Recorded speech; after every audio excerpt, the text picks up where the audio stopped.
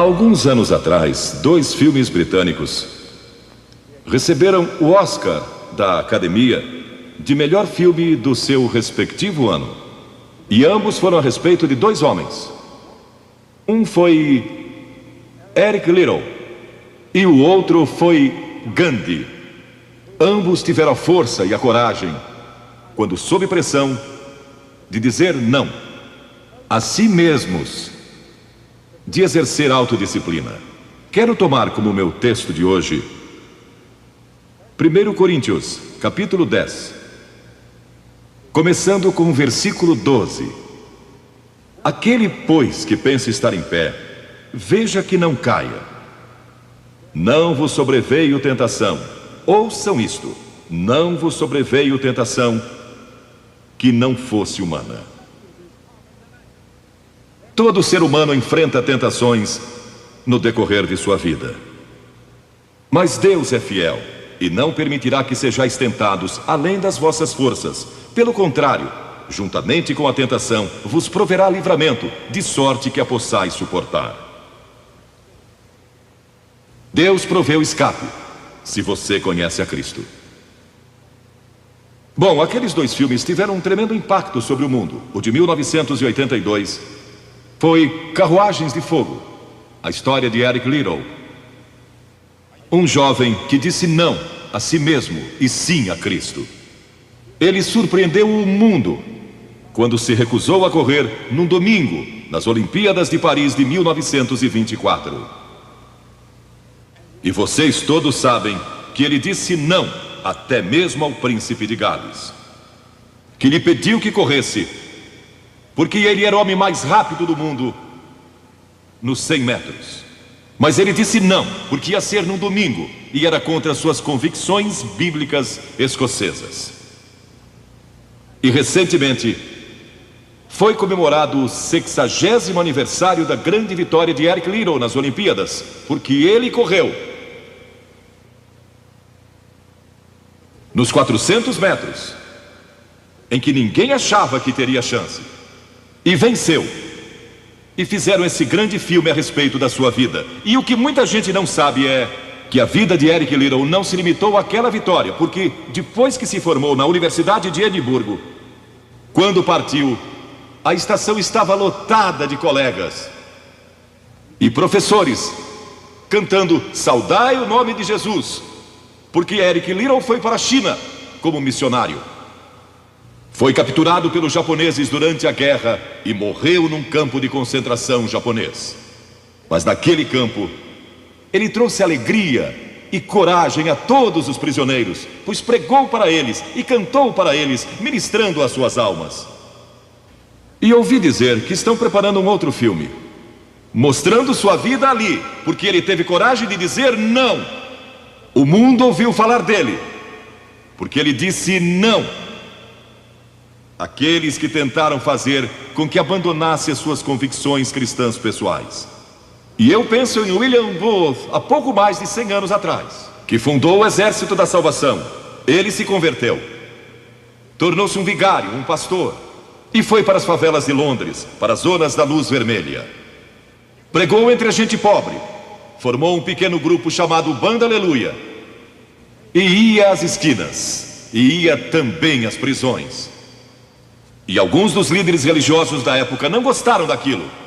E assim ele foi chamado diante de uma conferência de líderes religiosos. E disseram: William Booth, você vai pregar onde nós o mandarmos, senão será excomungado. Ali estava ele, diante daquela vasta assembleia de pastores. Que podia dizer? Catherine Booth, que se tornou tão famosa quanto ele, sua esposa, estava na galeria e abanou o seu lenço gritando: William, diga não! E William obedeceu sua esposa e disse não. E assim nasceu o Exército da Salvação.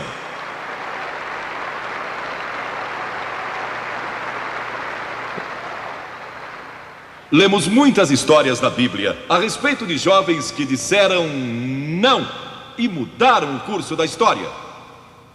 A primeira que quero mencionar, talvez nunca tenham ouvido falar. Seu nome foi Vasti e foi rainha da Pérsia. a esposa de Assuero, que reinou desde a Índia até a Etiópia. Pensem em todo o petróleo que ele tinha e provavelmente nem sabia. Um dos monarcas mais ricos que já viveu. E ele deu uma grande festa que durou muitos dias. No fim, provavelmente já bêbado, ele ordenou que sua esposa Vasti viesse e ali dançasse para todos os seus convidados. E ela assombrou aquele grupo de líderes mundiais. Ao se recusar, ela disse: não, eu não vou expor o meu corpo para esses homens. Ele mandou outra mensagem, ameaçando que ela deixaria de ser rainha e perderia seus confortos e bens materiais e toda a sua fama. Mas a sua resposta foi a mesma: não. E ela mudou a história, porque foi deposta como rainha. Nada mais sabemos. Mas por causa dela, Esther se tornou rainha e o povo judeu foi salvo. E até o dia de hoje, o povo judeu celebra um grande feriado, porque uma mulher disse não e abriu a porta para a salvação do povo judeu, porque havia um homem como Hitler, e era o primeiro-ministro do país, decidido a destruir e aniquilar os judeus. Agora, a Bíblia tem muito a dizer a respeito de sensualidade e lascívia e depravação. A palavra lascívia significa a tendência de incitar desejos sensuais. Sensualidade significa o apelo proposital aos sentidos físicos para a satisfação pessoal. Talvez lendo um livro pornográfico ou assistindo um filme impróprio.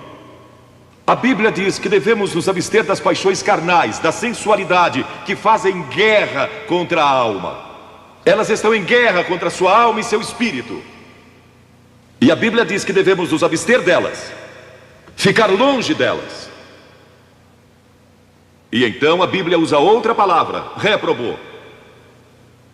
Agora, isso se refere a pessoas totalmente depravadas, de consciências mortas ou cauterizadas, não sabem mais corar, perderam a capacidade de discernir entre o bem e o mal. E em Romanos 1:28 lemos: e por haverem desprezado o conhecimento de Deus, o próprio Deus os entregou a uma disposição mental reprovável para praticarem coisas inconvenientes. Ou seja, Deus desistiu deles dizendo: vão em frente, gozem toda depravação e toda sensualidade que quiserem, não vou perturbá-los. Ainda não. Mas saibam que seus pecados os acharão e prestarão contas no dia do juízo. E Paulo, escrevendo ao jovem Timóteo, disse: também estes resistem à verdade, homens de todo corrompidos, réprobos quanto à fé. Em outras palavras, rejeitaram a Cristo por tanto tempo que suas consciências se cauterizaram e seus corações se endureceram. E mesmo que o Espírito de Deus lhes fale, eles não podem ouvir. É por isso que é importante que você aceite a Cristo quando é jovem. É importante que venha a Cristo agora. Se o Espírito de Deus está falando com você, entregue a sua vida a Cristo, porque o dia pode chegar em que a sua consciência esteja morta e você não possa mais ouvir a voz de Deus. Ela disse: não, mas Vasti, você vai perder o trono, vai perder suas riquezas, pode até perder sua vida. Ela disse: minha resposta é não. Qual é sua resposta hoje àquelas coisas que são erradas? À mentira, à lascívia, à cobiça, ao preconceito racial? Qual vai ser? Você vai disciplinar seu corpo? Vai permanecer firme às convicções que Cristo e a Bíblia ensinam? Ou vai ceder e seguir pelo caminho largo que leva à destruição? Ou vai entrar pela porta estreita e pelo caminho apertado que conduz à vida eterna? Qual vai escolher? Você tem uma escolha hoje. Deus nunca vai forçá-lo a escolher. E então houve um outro jovem, um jovem chamado Daniel. E a Bíblia diz que Daniel resolveu em seu coração que não se contaminaria com as finas iguarias do rei, nem com o vinho que ele bebia. Agora, Daniel era um jovem que tinha um propósito. Ele havia sido capturado em Jerusalém. Quando o exército de Nabucodonosor invadiu a cidade, ele foi capturado e levado através de milhares e milhares de quilômetros à Babilônia, a quase 3.000 quilômetros de sua própria terra, sem aviões nem automóveis. Eram semanas de viagem. Mas ele estava resolvido a servir a Deus, e não devia ter mais de 12 ou 15 anos de idade.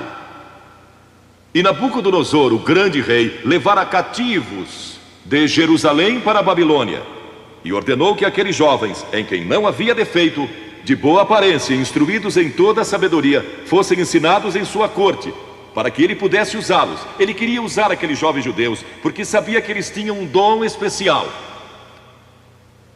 E durante o período de treinamento, mandou que lhes dessem os melhores vinhos e as mais finas iguarias, e todos os confortos disponíveis na corte de Nabucodonosor. Mas Daniel disse: não, não quero o vinho do rei, e não quero as iguarias do rei. Quero dormir no chão, não numa cama de penas. Quero viver uma vida simples e também disciplinada. Que diferença dos que mal podem esperar pelo dia em que possam sair de casa e se divertir. Mas não Daniel. Daniel estava longe de casa e ninguém saberia se ele fizesse algumas dessas coisas. Ninguém saberia se ele tivesse uma namorada e dormisse com ela, ou se embebedasse com o melhor vinho do rei. Ninguém saberia lá em Jerusalém, e ele poderia ter se tornado muito popular. Mas esse primeiro não, quando jovem, preparou-o para o grande não, quando era primeiro-ministro da Babilônia, e foi lançado na cova dos leões, porque não abandonou sua fé em Deus. Nós nos contaminamos ao comer demais, ou ao nos embebedarmos, ou ao tomar drogas, ou gastando tempo demais assistindo televisão, ou indo aos cinemas. Jesus declarou em Lucas capítulo 21: acautelai-vos, para que nunca vos suceda que os vossos corações fiquem sobrecarregados com as consequências da orgia e das preocupações deste mundo, e para que aquele dia não venha repentinamente. O apóstolo Paulo disse: não disponhais para a carne no tocante às suas concupiscências. E Pedro disse: porque basta o tempo decorrido para terdes executado a vontade dos gentios, tendo andado em dissoluções, concupiscências e em detestáveis idolatrias. A Bíblia diz que devemos disciplinar nossas mentes e também nossos corpos, e disciplinar o coração pela nossa fé em Cristo. E então houve outro jovem chamado José, que foi vendido para o Egito pelos seus irmãos e se tornou escravo de um homem chamado Potifar. E Potifar tinha uma linda esposa, e José era forte e bonito. E em Gênesis, no capítulo 39, se quiserem ler a história, lemos a respeito da tentação de José. A esposa de Potifar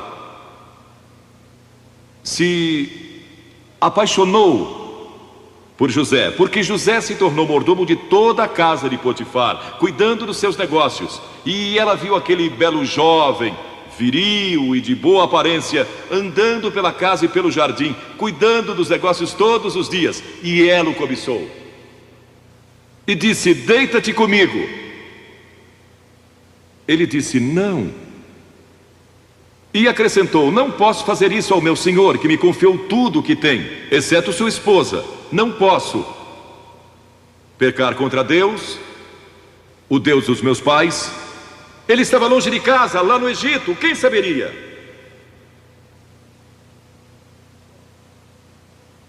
Mas disse não. E quando disse não,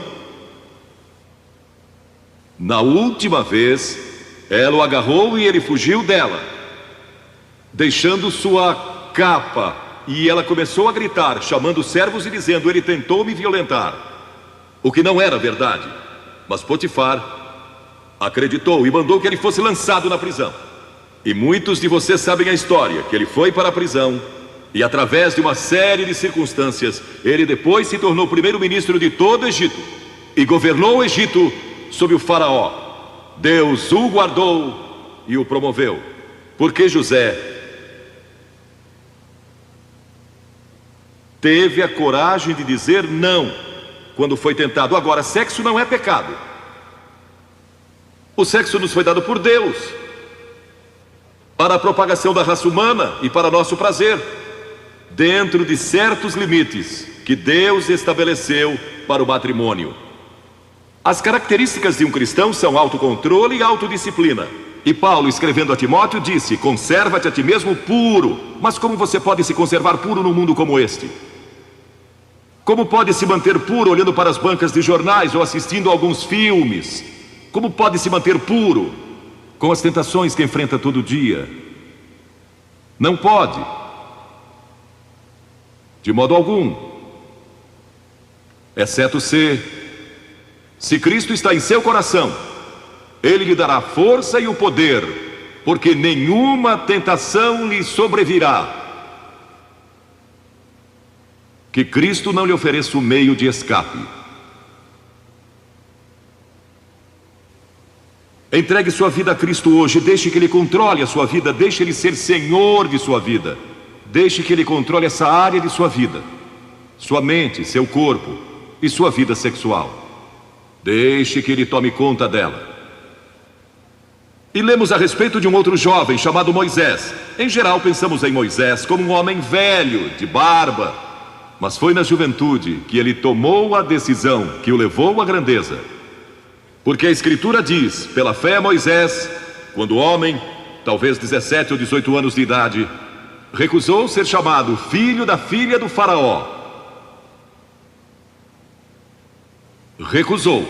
Ele fez uma escolha, preferindo ser maltratado junto com o povo de Deus, a usufruir prazeres transitórios do pecado. Agora, observe que ele estava no Egito. Era filho da filha de faraó, herdeiro do trono do Egito. E talvez seria o próximo faraó. Mas ele fez uma escolha, porque sabia que seu povo, o povo de Israel, era escravo dos egípcios. E ele teve que tomar uma decisão no auge da sua glória e no auge de tudo que lhe foi oferecido. E ele disse não a faraó: não vou ser seu filho, prefiro sofrer e morrer com o meu povo e servir o Deus vivo e verdadeiro. E foi exatamente o que ele fez. E conhecemos Moisés hoje como um dos grandes homens da história. Ele rejeitou os prazeres transitórios do pecado. E há uma diferença entre prazeres e alegria. Quem ama os prazeres empobrecerá, diz a Bíblia. E ela cita um homem que disse: entreguei meu coração à loucura e aos seus prazeres, mas tudo isso é correr atrás do vento. Quem vive em prazeres está morto, embora viva, amando os prazeres mais do que a Deus. A Bíblia diz que há pessoas que amam os prazeres mais do que amam a Deus. É o seu caso? Você ama Deus mais do que ama prazeres pecaminosos? Não falo de esportes e todas essas coisas maravilhosas que temos. Falo de prazeres pecaminosos. Mas a alegria é produzida pelo Espírito Santo, e há centenas de passagens que falam dessa alegria. Você pode ter alegria, mesmo quando não tem prazer, porque a alegria é profunda. O anjo disse aos pastores naquela grande noite: não temais, pois vos trago boa nova de grande alegria, que o será para todo o povo. E mesmo no sofrimento, quando você recebe a Cristo, Deus não remove o sofrimento. Ele não remove todos os problemas e as dificuldades da sua vida. Não faz isso. Ele não promete, se você está desempregado, conseguir um emprego amanhã se você aceitar a Cristo hoje à noite. Ele promete que lhe dará graça e força e alegria em qualquer situação. Bem-aventurados sois quando os homens vos odiarem e quando vos expulsarem da sua companhia, vos injuriarem e rejeitarem o vosso nome como indigno, por causa do Filho do Homem. Regozijai-vos naquele dia e exultai, Ele disse: quando vierem a mim e tiverem problemas e tribulações e as pessoas odiarem vocês, ele disse: exultai, porque grande é o vosso galardão lá no céu, pois dessa forma procederam seus pais com os profetas. Todos que viverem piedosamente em Cristo serão perseguidos, a Bíblia diz. Ainda haverá sofrimento. Jesus disse: quem não tomar a sua cruz e negar-se a si mesmo, não pode ser meu discípulo. Moisés escolheu a alegria de seguir a Deus, em vez da vida de prazeres no Egito. O que você está seguindo? Qual é a sua escolha nesta hora? E então o último é Jesus. Jesus foi tentado em todas as coisas à nossa semelhança, mas sem nenhum pecado. Quer dizer que Jesus foi tentado a mentir? Sim. Que Jesus foi tentado a cobiçar? Sim. Que ele foi tentado a adulterar? Sim. Que Jesus foi tentado a roubar? Sim. Ele foi tentado em todas as coisas, como nós, mas sem pecado. Como ele teve vitória sobre a tentação? A Bíblia nos diz no capítulo 4 de Mateus e em muitos outros textos, mas vou falar só deste. O diabo veio a ele quando ele estava faminto e sedento e disse: se és o Filho de Deus, manda que estas pedras se tornem em pães. Observem que ele tentou colocar dúvidas na mente de Jesus quanto à sua identidade. Agora, Jesus era o Filho de Deus, nascido de uma virgem, Filho de Deus, que foi ressuscitado dos mortos pelo poder de Deus e está vivo hoje. Mas o diabo pôs dúvidas em sua mente. Ele estava fraco e cansado e faminto, um ser humano. Ele não enfrentou o diabo como filho de Deus, enfrentou-o como homem. E ele sempre respondeu citando as Escrituras. É por isso que você deve decorar as Escrituras. Nem só de pão viverá o homem, mas de toda palavra que procede da boca de Deus. Jesus disse que há uma coisa que é mais importante que a comida, e sexo, e coisas materiais. É sua vida espiritual. E então ele disse: se tu és o Filho de Deus, atira-te abaixo, porque está escrito: aos seus anjos ordenará a teu respeito que te guardem, para não tropeçares. E Jesus de novo respondeu: está escrito, não tentarás o Senhor teu Deus. E então o diabo levou a um alto monte e lhe mostrou todo o futuro do mundo, todos os reinos que ainda estavam por vir. E lhe disse: se dobrares o teu joelho e me adorares, eu te darei todos os reinos do mundo e sua glória. Jesus não argumentou se ele podia fazer isso. O diabo pode dar-lhe qualquer coisa. Alguns de vocês estão vendendo as suas almas por nada, coisas sem valor. A Jesus ele ofereceu o mundo todo, mas ele sabia que a cruz estava esperando por ele, e o único meio de salvação para o mundo era a cruz. Se tivesse obedecido o diabo, nós nunca teríamos tido a oportunidade de sermos salvos e perdoados. Jesus teria tomado um atalho e nós estaríamos perdidos. Mas Jesus disse: está escrito, ou melhor, começou dizendo: retira-te, Satanás, porque está escrito: ao Senhor teu Deus adorarás e só a ele darás culto. E assim o diabo deixou, e anjos vieram e o serviram. Observe como Jesus enfrentou o diabo ao ser tentado. Primeiro, ele citou as Escrituras. Segundo, ele estava cheio do Espírito Santo. E terceiro, estava na vontade de Deus. Você está disposto a dizer não às tentações do diabo? Está? Pense nisso. E está disposto a dizer sim às declarações de Cristo, de que Ele é Filho de Deus, e quer que Ele entre em seu coração e perdoe seus pecados, salvando. Eu sei, muitos de vocês foram batizados e confirmados. A maioria de vocês talvez sejam membros de uma igreja, ou se identificam com uma igreja, ou talvez vão à igreja 2 ou 3 vezes ao ano. Não sei se fazem isso ou não, mas sei que muitos o fazem. Mas não podem declarar aqui hoje: eu sei que meus pecados foram perdoados, eu sei que vou para o céu. Deus está disposto a perdoar todo o seu passado hoje por causa da cruz. Deus está disposto a dizer: eu perdoo você, porque Ele ama você. E Deus se interessa por você como se você fosse a única pessoa em todo o mundo. E você pode recebê-lo nesta noite. Você diz: o que preciso fazer? Primeiro, deve estar pronto a se arrepender dos seus pecados. O primeiro sermão de Jesus foi sobre arrependimento. E a palavra arrependimento significa mudança, mudar suas ideias, mudar seu estilo de vida. Deixar que Cristo entre e o ajude a mudar. Está pronto a fazer isso? Não pode mudar por si mesmo. Mas Ele o ajudará a mudar. Não que você será perfeito. Significa que vai dar à sua vida uma nova direção. E Ele estará com você para ajudá-lo. À medida que você anda dia a dia com Cristo. Você vai falhar e vai errar. Não vai ser perfeito. Mas Cristo estará com você. Se estiver pronto a se arrepender, diga a Deus: nesta hora eu pequei e me arrependo. E estou pronto a mudar.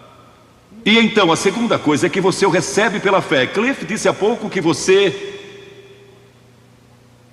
não pode racionalizar a salvação. Há certas coisas que podemos compreender, mas muitas delas a princípio você não pode entender.